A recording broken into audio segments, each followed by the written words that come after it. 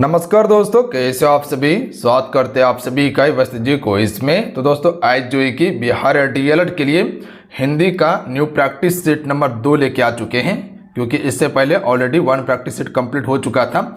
इसे जरूर देख लीजिएगा आप सभी, बिल्कुल आपके एग्जाम सिलेबस पर है, ध्यान रखिएगा। और ये टारगेट प्रैक्टिस सेट है। अभी हम सभी वही चीज़ें कंप्लीट करेंगे जो पेपर के लिए अति महत्वपूर्ण हो, ठीक है, जो डायरेक्ट आपके पेपर में हिट करे। तो आज जो है कि प्रैक्टिस सेट नंबर पहले 2 को कंप्लीट कर लीजिए आप सभी, और लास्ट में प्रॉपर स्कोर भी बताइएगा। और क्वेश्चन से संबंधित जितने फैक्ट आपको बताएंगे उसे प्रॉपर कवर कीजिएगा, क्योंकि क्वेश्चन आसपास से पूछा जाता है, ध्यान रखिएगा आप सभी। तो चलिए शुरू करते हैं। सभी एक बार वीडियो को लाइक करके शेयर कर दीजिएगा आप सभी। देखिए आपका पेपर 8 जून से शुरू होने वाला है, बहुत ही कम समय बचा हुआ है आपके पास, तैयारी आप सभी करते रहिए। आज का फर्स्ट क्वेश्चन है, पहला क्वेश्चन है कि विद्यालय शब्द में कौन सा उपसर्ग है। देखिए काफी इंपॉर्टेंट प्रश्न है और ऐसा ही प्रश्न आपके पेपर में आता है, ध्यान रखिएगा। देखिए आपको बताना चाहिए उपसर्ग जो है किसी भी शब्द के पहले लगता है, यानी कि आगे, और प्रत्यय की बात किया जाए तो वो पीछे लगता है। तो यहाँ पर क्वेश्चन पूछा कि विद्यालय में कौन सा उपसर्ग है, काफी अच्छा प्रश्न है। देखिए विद्यालय में जो आपका वी है, ठीक है, यही आपका उपसर्ग है, यानी कि ऑप्शन में ए की तरफ यहां जा सकते थे आप सभी, बात समझे। अच्छा, विद्यालय का संधि विच्छेद क्या होगा, विद्याधन आलय होगा, याद रखिएगा आप सभी। विद्याधन आलय जो है ये इसका संधि विच्छेद है, क्वेश्चन पूछा जाता है, याद रखिएगा। अच्छा, उपसर्ग की बात किया जाए तो उपसर्ग आपसे को पता होना चाहिए, जैसे कि प्र उपसर्ग है, परा ये उपसर्ग शब्द है, ठीक है। जैसे कहते हैं अनु, अनु जो है ये भी आपका उपसर्ग है, वी हो गया उपसर्ग है, सु हो गया उपसर्ग है, ठीक है। तो उपसर्ग किसी भी शब्द के आगे लगता है। अगला क्वेश्चन देखिए 2 नंबर है कि पढ़ना कौन सी क्रिया है, बता सकते क्या साकर्मक है क्या आकर्मक है, कौन सी क्रिया है पढ़ना। तो देखिए सिर्फ अगर पढ़ने की यहां पर बात किया गया है, ठीक है, तो पढ़ना कुछ ना कुछ तो पढ़ रहा होगा, किताब पढ़ रहा हो या कह सकते हैं लेटर पढ़ रहा हूं, तो ये पढ़ना साकर्मक क्रिया है, ना कि आकर्मक होगा, ठीक है। अगर यही कहते कि राम पढ़ता है, तो राम क्या पढ़ता है, क्या पढ़ता है राम, राम पढ़ता है, राम क्या पढ़ता है पता नहीं है, वह आकर्मक होगा, ठीक है। अगर यही कहते कि राम पुस्तक पढ़ता है, राम क्या पढ़ता है, पुस्तक पढ़ता है, तो यह आपका साकर्मक क्रिया होगा, ध्यान रखिएगा आप सभी। तो पढ़ना साकर्मक क्रिया के अंतर्गत ही आएगा, ना कि आकर्मक आएगा, तो इसको ध्यान रखिएगा। बहुत छोटा सा चीज है, गलती होने का प्रबल संभावना हो जाएगा। अगला क्वेश्चन देख लीजिएगा आप सभी। क्वेश्चन है कि राम से पत्र लिखा नहीं जाता, यहां कौन सा वाच्य होगा। तो देखिए राम से पत्र लिखा नहीं जाता, राम से चला नहीं जाता, राम से दौड़ा नहीं जाता, उसका भाव को प्रकट कर रहे हैं हम सभी। तो जहां पर अगर कोई भी अदृश्य चीज की बात किया जाए तो वहां आपका भाववाचक हो जाएगा, ध्यान रखिएगा। राम से लिखा नहीं जाता तो वो आपको क्या दिखाई दे रहा है कि लिख नहीं पाएगा, या हाँ नहीं पाएगा, या दौड़ नहीं पाएगा, वो दिखाई देता है नहीं, अदृश्य चीजें हैं, ठीक है। तो ये भाव प्रकट किया जा रहा है, तो भाववाचक हो जाएगा। अच्छा आपसे बताइएगा वाच्य का कितना भेद है, 3, कर्तरीवाच्य, कर्मवाच्य और भाववाच्य है, बात समझे। चलिए अगला क्वेश्चन है कि बालक खेल रहा है, इसमें खेल रहा है क्या है, जो यहां पर लिखा है खेल रहा है, ये खेल रहा है क्या है। तो खेल रहा है ये क्रिया है, यानी कि कोई कार्य किया जा रहा है। बालक खेल रहा है, क्या कर रहा है, खेल रहा है, यानी क्रिया काम कर रहा है ना, तो ये क्या हो जाएगा, क्रिया हो जाएगा। या कह सकते बालक दौड़ता है, तो बालक क्या करता है, दौड़ता है, दौड़ना क्या है, क्रिया है। उसी प्रकार से खेलना क्या है, ये भी क्रिया है, तो सी राइट आंसर हो जाएगा। अगला क्वेश्चन देखिए, क्वेश्चन नंबर 5 है, काफी अच्छा प्रश्न है, आंसर कीजिएगा आप सभी। गगन घन घमंड, यहां पर घराएं लिखा है, इसको घटाएं कीजिएगा, ठीक है। घटाएं में कौन सा अलंकार है, तो यहां पर देखिएगा एक चीज, यहां पर ग यहां पर घ, यानी कि एक ही वर्ण की आवृत्ति बार बार हो रहा है। और आपको कई बार बताएं कि जहां एक वर्ण की आवृत्ति बार बार किया जाए वहां अनुप्रास अलंकार होता है, यानी कि ऑप्शन नंबर क्या हो जाएगा इसका, बी राइट आंसर होगा, ध्यान रखिएगा आप सभी। चलिए अगला क्वेश्चन है कि मुख चंद्र है, इनमें से कौन सा अलंकार है। तो आपको क्या बताएं कि अगर किसी भी चीज को किसी दूसरे के समान बताया जाए तो वहां पर क्या होता है, रूपक अलंकार होता है। या कह सकते हैं कि उपमेय में उपमान का सीधा आरोप किया जाए, तो यहां मुख को बिल्कुल चंद्रमा के समान बताया जा रहा है, तो ये क्या हो जाएगा, रूपक अलंकार का भेद है, यानी कि ऑप्शन नंबर क्या हो जाएगा, सी राइट आंसर होगा। मुख को सीधे चंद्र के समान बताया जा रहा है। कि मुख कैसा है, चंद्रमा के समान है। बात समझ गए। देखिए आपसे बताना चाहते हैं बिहार डीएलएड प्रवेश परीक्षा 2026 के लिए एप्लीकेशन पे क्रैश कोर्स लॉन्च कर दिया गया है। बहुत सारे बच्चे डिमांड कर रहे थे सर क्रैश कोर्स लाइए ताकि हम सभी कम समय में बेहतर तैयारी करके रिजल्ट को बना सके। तो आप सभी के लिए स्पेशल एप्लीकेशन पे क्रैश कोर्स लॉन्च कर दिया गया है जो 28 से 22 जून ये स्पेशल कोर्स है। ध्यान रखिएगा आप सभी।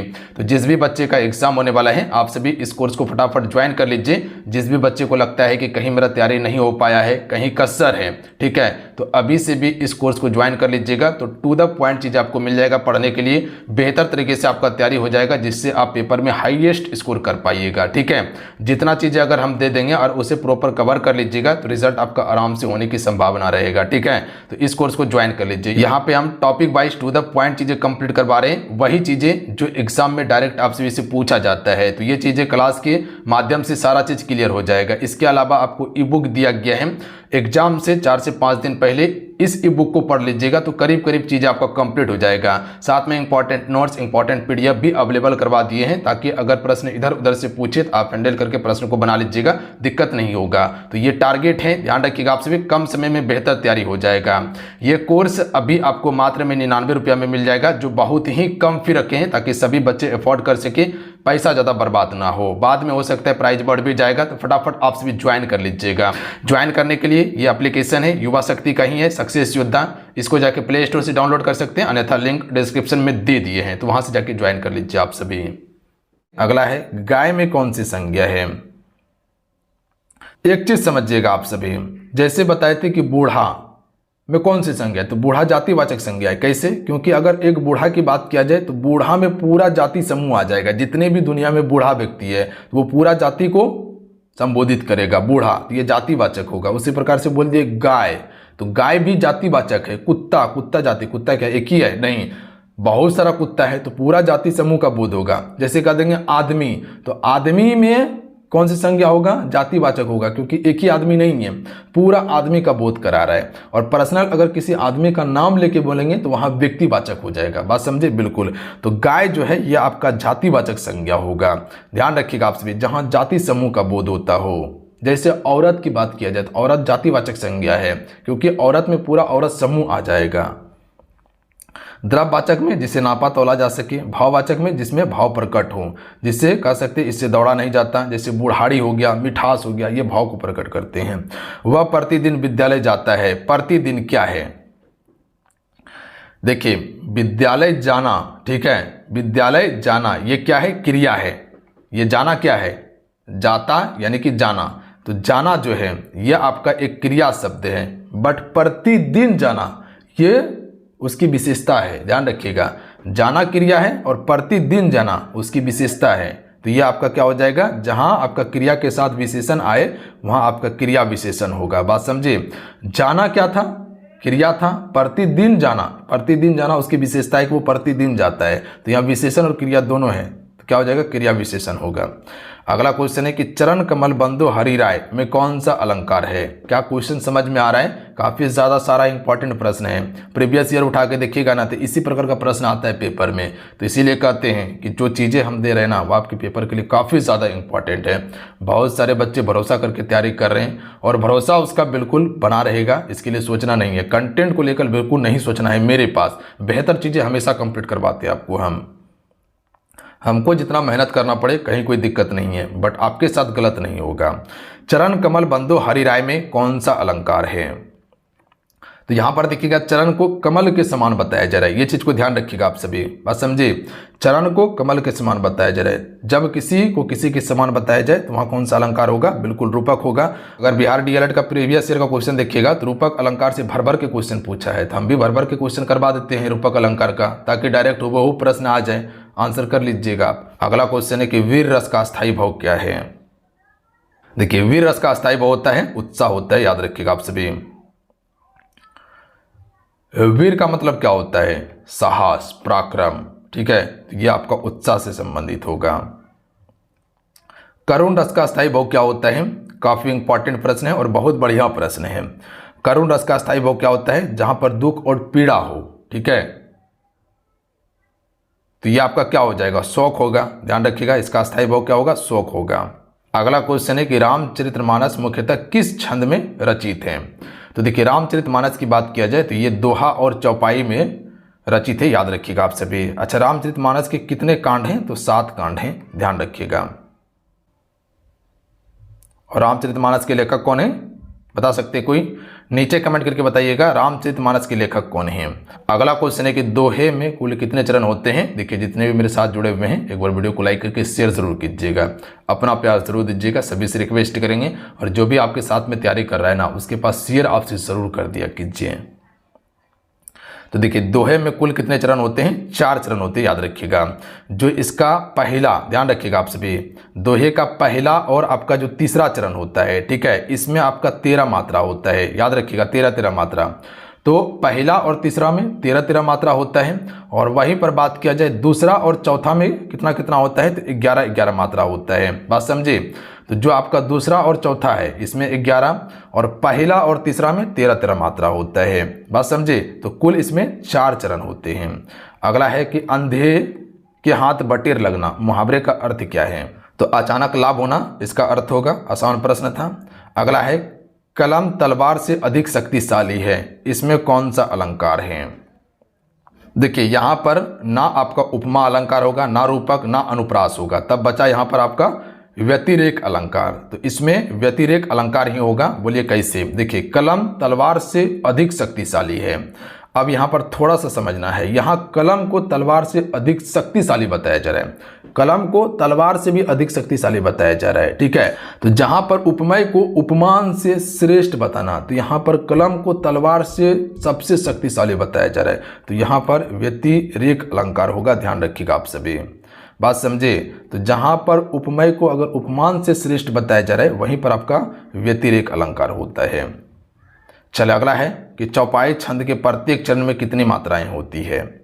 तो देखिए चौपाई छंद के प्रत्येक चरण में 16 मात्राएं होती हैं। कितने? 16 मात्राएं होती है, याद रखिएगा आप सभी।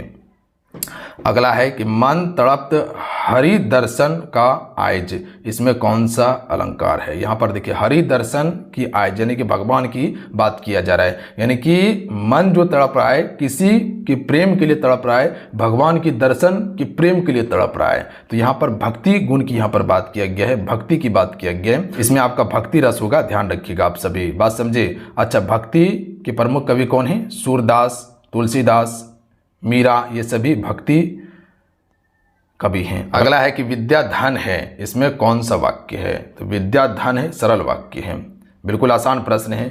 अगर यही बात करते कि विद्या, ठीक है, विद्या और स्किल ये धन है, तब यहाँ पर मिश्र वाक्य होता, क्योंकि विद्या और स्किल यानी कि नॉलेज की यहाँ पर बात किया जा रहा है, तो ये क्या हो जाएगा? बिल्कुल ये आपका संयुक्त वाक्य होता। अगला है कि मीठा शब्द का भाववाचक संज्ञा, आसान प्रश्न है, मिठास हो जाएगा, मिठाई नहीं होगा। अगला क्वेश्चन है कि लक्षणा शब्द शक्ति कब होती है? चलिए बताइए आप सभी, इससे पहले भी ये सवाल हम आपको बताए थे। तो देखिए जब मुख्य अर्थ बाधित होने लगता है तब जाके लक्षणा शब्द शक्ति होता है, यानी कह सकते हैं कि जो लक्षणा है ये मुख्य अर्थ को छोड़कर दूसरा अर्थ ग्रहण करने लगता है, बात समझे, दूसरा अर्थ बताने लगता है, तब जाके वहाँ लक्षणा होता है। जैसे एक एग्जाम्पल आप समझिएगा तो आराम से समझ जाइएगा। जैसे कह सकते हैं कि गांव, ठीक है, गांव सो रहा है, क्या गांव सो रहा है? बता सकते हैं। ये एक आपका सवाल था कि गांव सो रहा है, तो इसका अर्थ हम क्या समझेंगे कि गांव में जितने व्यक्ति है वो सो रहे, ना कि गांव सो रहा है। तो ये क्या कर रहा है? अपना मुख्य अर्थ छोड़कर ये आपका दूसरा अर्थ को ग्रहण कर रहा है। जैसे हम बोले कि गांव सो रहा है, तो गांव नहीं, गांव में जितने व्यक्ति है वो सो रहा है, ठीक है। तो ये आपका क्या हो जाएगा? अपना मुख्य अर्थ को बाधित करने लगता है ये लक्षणा। जैसे इससे पहले एक एग्जाम्पल बताए थे कि गांव पानी में बसा है, गांव पानी में बसा है, तो हम क्या समझ रहे हैं? गांव पानी में बसा है, बट उसका मुख्य अर्थ वो नहीं है, गांव पानी के किनारे बसा है, ये इसका मुख्य अर्थ है, बात समझ गए। अगला है व्यंजना शब्द शक्ति में कौन सा अर्थ प्रधान होता है? तो देखिए व्यंजना शब्द शक्ति में व्यंग्यार्थ प्रधान होता है, याद रखिएगा आप सभी। व्यंजना में छिपा हुआ अर्थ को प्रकट किया जाता है, बात समझे। व्यंजना जो होता है इसमें छिपा हुआ अर्थ को प्रकट किया जाता है। अगला है कि अभिधा शब्द शक्ति किसे कहते हैं? देखिए शब्द शक्ति का 3 भेद आपको बताए थे, कितने भेद? 3 भेद। अभिधा, लक्षणा, व्यंजना। अभिधा, लक्षणा, व्यंजना क्वेश्चन पूछा जाता है। तो देखिए अभिधा जो होता है ना, ये समान अर्थ प्रकट करता है, कोई झोल झाल इसमें नहीं है, समान अर्थ बताता है ये। तो कह सकते हैं मुख्य अर्थ बताने वाली शक्ति को अभिधा कहते हैं। जैसे कह सकते हैं कि कलम लिखा है या कलम से लिखा है। कलम लिखा है तो यहाँ हम क्या समझेंगे? यही समझेंगे ना, कलम से ही लिखा होगा। तो यहाँ डायरेक्ट कलम पर सीधा अर्थ निकल रहा है कि कलम से ही लिखा गया है, तो ये सीधा अर्थ प्रकट करता है, जोलजाल नहीं होता है इसमें। अगला है जो पढ़ा लिखा ना हो एक वाक्य होगा, तो अशिक्षित होगा। आसान प्रश्न है। अगला क्वेश्चन है कि राजा का सिंहासन डोल उठा, कौन सा शब्द शक्ति है इसमें? तो देखिए राजा का सिंहासन डोल उठा, ये आपका व्यंजना है, व्यंग कस रहा है यहाँ पे कि जो राजा का सिंहासन है ना, राजा का सिंहासन मतलब क्या होता है? राज सत्ता, उसका राज सत्ता डोल उठा है, तो यहाँ पर आपका व्यंजना हो जाएगा। अगला क्वेश्चन है कि विद्यालय का संधि विच्छेद क्या होगा? तो इससे पहले बताए थे कि विद्याधन आलय हो जाएगा विद्यालय का, बताए थे ना। इसमें आपका दीर्घ संधि का उपयोग किया गया है, ये चीज़ को याद रखिएगा आप सभी।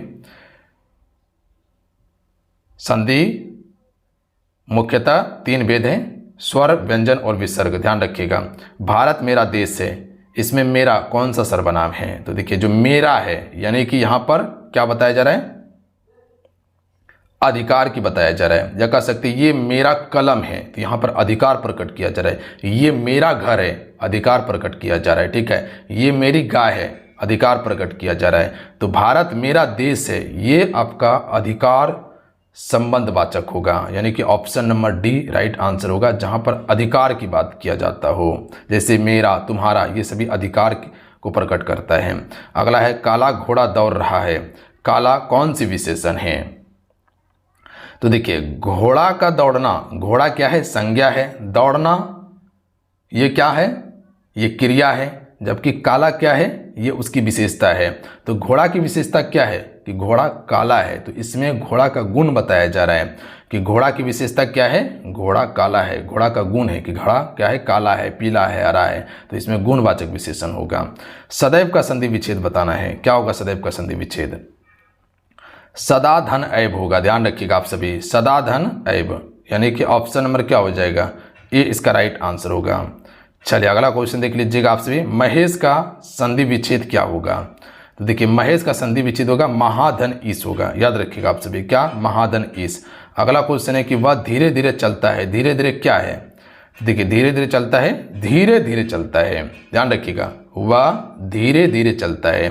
तो धीरे धीरे चलना, ठीक है, चलना क्या है? सबसे पहले ये समझिए, चलना ये क्रिया शब्द है, बट धीरे धीरे ये विशेषता है, ठीक है। कह सकते हैं राम धीरे धीरे चलता है, तो चलना क्रिया है, बट धीरे धीरे चलना वो क्या है? उसकी विशेषता है। तो यहाँ क्रिया के साथ विशेषण आ रहा है, तो ये क्रिया विशेषण होगा।